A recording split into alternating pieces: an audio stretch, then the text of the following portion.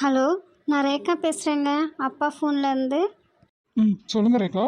கொரியருக்கும் ஃபோனுக்கும் என்னன்னு பார்த்துட்டு கால் பண்ண சொன்னேனேங்க.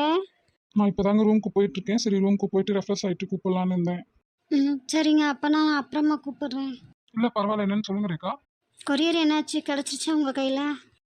ரேகா வேறு கேட்குறாங்களே, உண்மையே சொல்லலாமா போய் சொல்லலாமா? ஹலோ சிவா, லைனில் தான் இருக்கீங்களா? லைனாக தாங்க இருக்கேன். சொல்லுங்கங்க, கொரியர் உங்கள் கையில் கிடச்சிருச்சா? உண்மையே சொல்லணுமாங்க? ஆமாங்க. கொரியர் டெலிவர் பண்ணவரை இன்னைக்கு லீவு, மறுபடியும் நாளைக்கு தாங்க போய் கேட்கணும். ஓ, அப்போ உங்கள் கையில் கிடைக்கலையா? பரவாயில்லைங்க, அது கிடைக்கிறப்ப கிடைக்கட்டும். இல்லைங்க. ஏங்க உங்களுக்கு என் மேலே நம்பிக்கை இல்லையா? ஃபோட்டோ பார்த்தா நான் வேண்டாம்னு சொல்லிடுவேன்னு நினைக்கிறீங்களா? ம் அப்படி இல்லைங்க. அப்புறம் என்னங்க? இல்லை, வேற யாராவது கையில் கிடச்சி அவங்க மிஸ்யூஸ் பண்ணிட்டாங்கன்னா அதனால தாங்க. அப்படியெல்லாம் எதுவும் நடக்காதுங்க. நீங்கள் ஏன் நெகட்டிவாக திங்க் பண்ணுறீங்க? தப்பு பண்ணுறவனே தைரியமாக பண்ணும்போது தப்பு பண்ணாத நீங்கள் ஏன் பயப்படுறீங்க? இல்லைங்க. இங்கே பாருங்கள், அப்படி எது நடந்தாலும் பார்த்துக்கலாம். உங்கள் ஃப்ரெண்ட்ஸ், உங்கள் ரிலேட்டிவ்ஸ், உங்கள் அப்பா அம்மானா எல்லாத்துக்கும் தெரியும் நீங்கள் யாருன்னு. அப்படியே நீங்கள் பயப்படுறீங்க?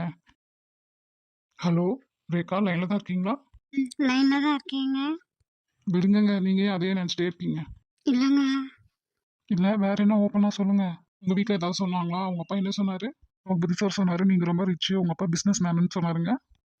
ஆமாங்க. அதை பற்றி நீங்கள் என்கிட்ட எதுவுமே சொல்லலையே. அதை பற்றி நான் ஏங்க சொல்லணும்? அது எங்கள் அப்பாவோட உழைப்பு. நீங்கள் கல்யாணம் பண்ணிக்க போகிறது என்ன தானே, அதனால தான் நான் அதை உங்ககிட்ட சொல்லலை. அதுக்கு இல்லைங்க, ஒரு வேளை உங்கள் அப்பாவுக்கு என்ன பிடிக்கலையே என்னமோ அதான் பேசாமல் இருந்துட்டீங்க அப்படின்னு நினச்சி தான் கேட்டேன். அப்படியெல்லாம் இல்லைங்க. கொரியர் அனுப்புறங்காட்டி தான் நான் பேசாமல் இருந்தேன். இல்லை நான் என்ன ஜாப் பார்க்குறேன், என்னோட சேலரி எவ்வளோ, என்னை பற்றின பர்சனல் டீட்டெயில்ஸ் எதுவுமே நீங்கள் கேட்கலையா, அதாங்க கேட்டேன். ரகுபதி சார் சொன்னாருங்க, நீங்கள் மட்டும்தான் நீங்கள் கம்ப்யூட்டர் சர்வீஸ் பண்ணுற வேலை பார்க்குறீங்கன்னு. ஓ அப்படியா? முதல்ல கம்ப்யூட்டர் சர்வீஸ் பண்ணுற வேலை தாங்க பார்த்துட்டு இருந்தேன். இப்போ ஒரு கம்பெனியில் எம்டியாக இருக்கேங்க. கம்ப்யூட்டர் சர்வீஸ் பண்ண தான் கம்பெனிக்கு போனேன். அவங்களுக்கு என்ன பிடிச்சி போச்சு, அதனால் ஒரு நல்ல போஸ்டிங் கொடுத்து என்னை அங்கேயே வேலைக்கு வச்சுக்கிட்டாங்க. சரிங்க. என்னங்க நான் பாட்டுக்கு சொல்லிட்டு இருக்கேன், நீங்களாம் எதுவுமே கேட்க மாட்டேங்கிறீங்க. நான் ஏங்க இதெல்லாம் கேட்கணும்? எனக்கு உங்களை பிடிச்சிருக்கு. உங்கள் கூட எனக்கு எதுவாக இருந்தாலும் எனக்கு ஓகே தான். அது எனக்கு தெரிஞ்சதுங்க, உங்கள் அப்பாவுக்கு இதெல்லாம் ஓகேவா? எனக்கு என்னெல்லாம் பிடிச்சிருக்கோ அதெல்லாம் எங்கள் அப்பாவுக்கும் பிடிச்சிருக்கும். கட்டாந்தரையோ ஏசி ரூமோ எதுவாக இருந்தாலும் எனக்கு ஓகே தான். சரிங்க.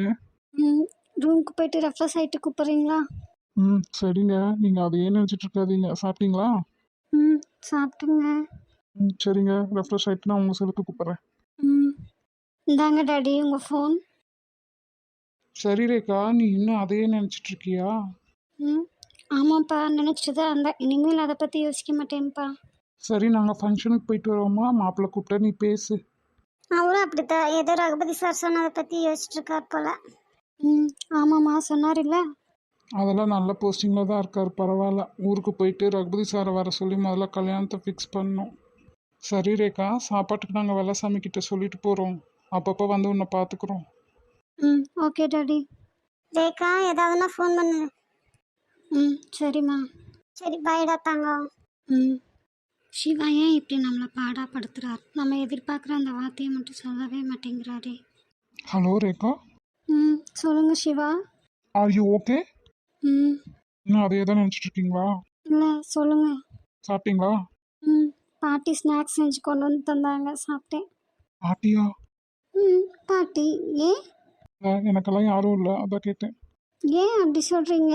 என் சொந்தம் எல்லாருமே உங்களுக்கும் சொந்தம்தான். எப்போ ஊர்லேருந்து வரீங்க? இன்னைக்கு பெரியப்பா பொண்ணுக்கு ரிசப்ஷனும் நிச்சயதார்த்தமும், நாளைக்கு தான் கல்யாணம். கல்யாணம் முடிஞ்சுதான் கிளம்புவாங்க. ஓ, அப்போ நீங்கள் போலியா? போக தோணலை. ஏரேக்கா, ஃபங்க்ஷனுக்காகத்தான் ஊருக்கே போயிருக்கீங்க. அப்புறம் ஃபங்க்ஷன் அட்டன் பண்ணிருக்கலாம்ல நீங்கள்? நாளைக்கு போனாலும் போவேன். சரிங்க, எதுவுமே உங்கள் இஷ்டம்தான். இப்போ மட்டுமா இல்லை எப்போவுமே வா? எப்பவும் எதுவுமே என்னோட ரேக்கா இஷ்டம்தான். நிஜமா? நிஜமா தாங்க. இல்லை இந்த கொரியர் விஷயத்தினால தான் நீங்கள் மூட் அப்செட் ஆகி போகாமல் இருக்கீங்களோ என்னவோன்னு கேட்டேங்க. இல்லை, அப்படியெல்லாம் எதுவும் இல்லை. சரி, நான் ஒன்று சொல்லுவேன், கோவப்படாமல் கேட்கணும். சொல்லுங்க. கொரியர் நான் சைன் பண்ண மாதிரி சைன் பண்ணி வேற யாரோ வாங்கியிருக்காங்க. என்னங்க இப்படி சொல்கிறீங்க? அப்பளையா நான் பேசும்போது வேற மாதிரி சொன்னீங்க? ஆமாங்க சொன்னேன், கொரியர் டெலிவர் பண்ணவர் லீவுன்னு சொன்னேன். நீங்கள் கேட்டதும் ஃபர்ஸ்ட் உங்களோட கொரியர் எனக்கு கிடச்சிட்டுன்னு சொல்லிடலாமான்னு யோசிச்சேன். அப்போ நீங்கள் அதை பார்த்துட்டீங்களா அப்படி இப்படின்னு ஏதாவது கேட்பீங்களா, அதனால் சமாளிக்க முடியாது சொல்லி தான் இல்லை கொரியர் டெலிவர் பண்ணவர் லீவுன்னு சொன்னேன். கொரியர் டெலிவர் பண்ணவர் லீவுன்னு சொல்லும்போது மறுபடியும் நம்ம கைக்கு வந்துருச்சுன்னா கிடச்சிருச்சுன்னு சொல்லிடலாம்னு நான் நினச்சேன். ஆனால் இது வேறு யாரோ என்னோட சைன் பண்ணி வாங்கியிருக்கும் போது அது கிடைக்காமையே போயிடுச்சுன்னா என்னங்க பண்ணுறது? நீங்கள் சொன்னதையும் யோசிச்சு பார்த்தேன். வேறு ஏதாவது ப்ராப்ளம் வந்துச்சுனாலும் கஷ்டம்தான். அதனால தான் சரி உண்மையை சொல்லிடலான்னு சொன்னேன். இப்போ என்னங்க பண்ணுறது? என்னங்க பண்ணுறது? என்ன மாதிரியே சைன் போட்டு என்னோட ஃபோன் நம்பர் கரெக்டாக அதில் எழுதி தான் சைன் பண்ணியிருக்கான். அதனால் கண்டிப்பாக என்னை பற்றின டீட்டெயில்ஸ் தெரிஞ்சவனா மட்டும்தான் இருக்க முடியும். கண்டிப்பாக என் ஃப்ரெண்டு யாராவது தான் வாங்கியிருக்கணும். ஒரு நாள் இல்லை ஒரு நாள் கண்டிப்பாக என் கைக்கு கிடைக்கும் இல்லைங்க. நீங்கள் ஏன் பயப்படுறீங்க? இல்லைங்க. எதுனாலும் பார்த்துக்கலாம், விடுங்க, தைரியமாக இருங்க. ம். வாட்ஸ்அப்பில் வேணால் ஃபோட்டோ சென்ட் பண்ணி விடுவாங்க. அதான் எதுனாலும் உங்கள் இஷ்டம்னு சொல்லிட்டேன். என்ன ஃபோட்டோ விஷயத்த விடவே மாட்டீங்க போல இருக்கே. இல்லைங்க, அப்படி இல்லை. சரி ரேக்கா, அதை விடுங்க. உங்களுக்கு என்ன ரொம்ப பிடிக்கும்? என்ன பிடிக்குமா? நான் உங்ககிட்ட என்ன எதிர்பார்க்குறேனோ அதை நீங்கள் ஃபர்ஸ்ட் மீட்டப்போ எனக்கு தருவீங்க. புரியலைங்க. அடே லூசு பையா மடையா, டூப் லைட்டு. நான் உங்ககிட்ட மஞ்சளும் குங்குமமும் வேற ஒன்றும் தான் எதிர்பார்க்குறேன். ஹலோ, ம் சொல்லுங்க. இல்லை, உங்களுக்கு எனக்கு என்ன தரணும்னு தோணுதோ அதை வாங்கிட்டு வாங்க. நான் ஃபர்ஸ்ட் உங்களுக்கும் வாங்குறது மாங்கல்யமாக தான் இருக்கணும். அதை தான் கோயில் பூஜையில் வச்சு கொண்டு வர போகிறேன். ஏங்க, சொல்லுங்க. என்ன பலத்த யோசனை போல? நான் உங்களுக்கு ஒன்று தரணும்னு நினைக்கிறேன். அது எப்போ தரணும்னு கடவுள் நினச்சிருக்காரு தெரியல. அது என்னவா இருக்கும்? ஹலோ, சொல்லுங்க. என்னங்க மொழி கொரியர் விஷயத்துக்கே போயிட்டீங்களோ? நானும் உங்ககிட்ட எதுவும் நெகட்டிவாக பேசக்கூடாதுன்னு நினச்சிருந்தேன். என்னோட சூழ்நிலை அப்படி அமைஞ்சிருச்சுங்க. பரவாயில்லைங்க, தப்பு என் மேலே தானே. தப்பு உங்கள் மேலேயும் இல்லை, என் மேலேயும் இல்லை. வேற யாரோ கையில் கிடைக்கணும்னு இருந்திருக்கு, கிடச்சிருச்சு. சரி விடுங்க. அப்படி அந்த லெட்டரில் என்னதான் எழுதிருந்தீங்க? ஹலோ, என்ன பட்டு இப்படி ஆகும்னா சைலண்ட் ஆயிடுற? ம் என்ன சொன்னீங்க? என்ன? ஏன் சைலண்ட் ஆயிட்டீங்கன்னு கேட்டேன். இல்லைங்க, வேற என்ன சொன்னீங்க? அதெல்லாம் ஒன்றும் இல்லைங்களே. சரி, லெட்டரில் என்ன எழுதிருந்தீங்க? ம் அது லெட்டர் கிடைக்கும்போது படிச்சு பாருங்களேன். ஓ, அப்போ உங்களுக்கே தெரியலையா அதில் என்ன எழுதிருந்தீங்கன்னு? ம் சூப்பர். சரி, அதை விடுங்க. அதை நினச்சா அப்புறம் நீங்கள் பயந்துட்டே இருப்பீங்க. இல்லைனா மட்டும் உங்களை பார்க்குற வரைக்கும் நான் பயந்துட்டே தான் இருக்க போகிறேன். என்னது? என்ன சொன்னீங்க? அது வந்து உங்களை பார்க்குற வரைக்கும் எனக்கு பயமாக தான் இருக்குன்னு சொன்னேன். ஏங்க? அது அது வந்து சொல்லுங்க. விடிஞ்சா வெள்ளிக்கிழமை, நாளைக்கு ஈவினிங் ரேவதி கோயிலுக்கு வந்து என்ன சொல்ல போறான்னு தெரியலையே. கடவுளே, அவ பாசிட்டிவா மட்டும்தான் பதில் சொல்லணும். ம் இந்த ரேவதி குட்டிச்சாத்தா ஏதோ பிரச்சனை அதை நம்மக்கிட்ட மறைக்குது. இந்த ரேக்கா எருமை மாடு ஊருக்கு போனதுலேருந்து ஒரு ஃபோன் கூட பண்ணாமல் இருக்கு. இவ்வளோ நாள் பேசிட்டு பாசமாக அங்கேயும் இங்கேயும் எல்லா பக்கம் ஒன்றா சுற்றிக்கிட்டு இருந்துட்டு இப்போ ரெண்டு பேரும் பேசாமல் இருந்தால் எவ்வளோ கஷ்டமாக இருக்குது. அது அவளுங்களுக்கு தெரிய மாட்டேங்குதே. எனக்கு அழுகையாக வருது. இந்த பிள்ளைங்க ஏன் தான் நம்மளை இப்படி பாடாப்படுத்துதுங்களோ. ச்சே. இந்த லூசு ரேவதி எதுக்கு நம்மளுக்கு ஃபோன் பண்ணி நாளைக்கு ஈவினிங் கோயிலுக்கு வர சொன்னா? ஒருவேளை ப்ரப்போஸ் பண்ணுவாளோ?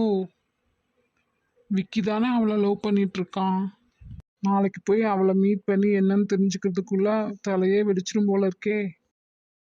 ஐயோ, நாளைக்கு வெள்ளிக்கிழமை, நாளைக்கு ஈவினிங் வேற கோயிலுக்கு போய் அந்த விக்னேஷ்க்கு பதில் சொல்லணுமா?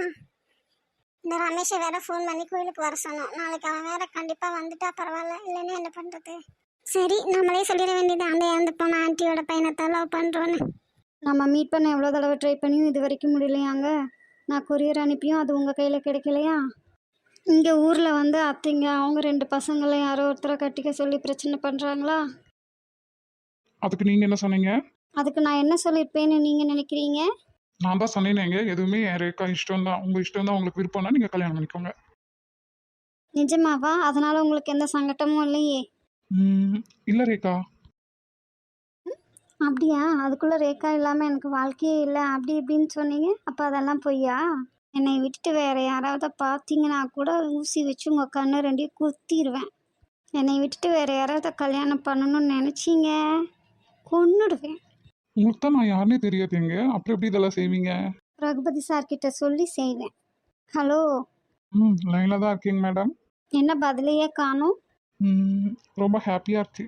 இருக்கும் இருக்கும். ரேகா சிவாவை தவிர வேற யாரையும் கல்யாணம் பண்ணிக்க மாட்டான். சிவாவும் ரேகாவை தவிர வேற யாரையும் கல்யாணம் பண்ணிக்க முடியாது. ஓ, அப்போ உங்கள் அத்தை பசங்க பாவம்ல. அவங்க தான் அப்பா கிட்ட வந்து சொல்லிட்டாங்கல்ல, ரேகா எங்களுக்கு சிஸ்டர் தான், எங்களுக்கு அந்த மாதிரி எந்த எண்ணமும் இல்லைன்னு. ஓ, அப்படியா? ம் அப்போ நான் தான் உங்ககிட்ட மாட்டிக்கிட்டேன் இல்லை? ஆமாம் ஆமாம், எனக்கு ஏற்ற இடிச்சுவாங்க நீங்கள் தான். என்னது? ஒன்றும் இல்லையே. I love you Rekha. Hello, தேங்க்ஸுங்க. நானும் உங்களுக்காக எத்தனை வருஷம் வேணாலும் காத்துட்ருப்பேன். நானும் தாங்க. அதுக்குள்ளே யாரோ சொன்னாங்கப்பா, அத்தை பசங்களை கட்டிக்க சொல்லி. அப்படி மட்டும் ஏதாவது நடக்கட்டும். என்னை உயிரோடையே பார்க்க முடியாது. சிவா, எனக்கு இங்கே எல்லாமே தப்பாக தாங்க தெரியுது. கொரியர் யார் கையிலையோ கிடச்சிருக்கு. செட்டிங்ஸில் உங்களோடது மட்டும் எல்லாமே பிளாக் பண்ணியிருக்கு.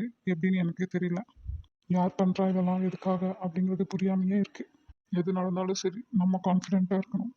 ஆமாங்க,